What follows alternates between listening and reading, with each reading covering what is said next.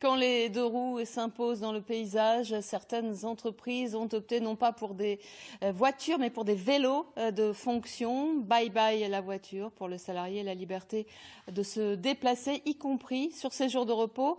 Chacun y trouve son compte. Exemple à Roubaix avec Vincent Dupire et Moustapha Mohamed.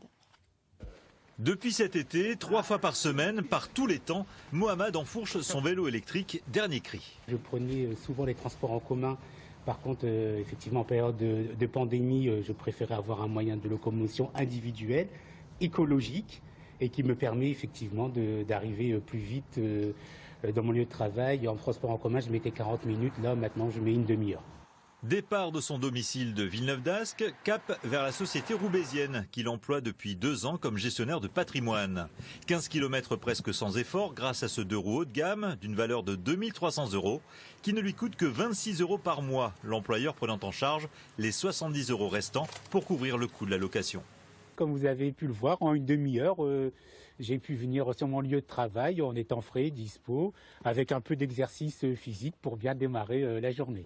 Comme lui, 22 salariés profitent de ce dispositif proposé par l'entreprise, un vélo de fonction qui peut même être utilisé en dehors du temps de travail. Ils peuvent être utilisés par la famille, ils peuvent être utilisés le week-end. Il n'y a pas d'obligation à les utiliser pour venir au travail, même si dans la philosophie de base, on incite quand même nos collaborateurs à ce que ce soit une alternative, idéalement, à des moyens de transport polluants. Engagement environnemental, mais aussi bien-être du salarié, l'initiative est en plein essor depuis la crise sanitaire. Beaucoup d'entreprises ont voulu proposer une alternative au transport en commun à leurs collaborateurs. Il y a eu l'arrivée des fameuses coronapistes dans beaucoup de grandes agglomérations françaises. Et il a fallu à ce moment-là, on a vu le nombre de clients augmenter chez Tinsport. On est passé d'une vingtaine de vélos pré-confinement à plus de 200 vélos à la fin de l'été 2020.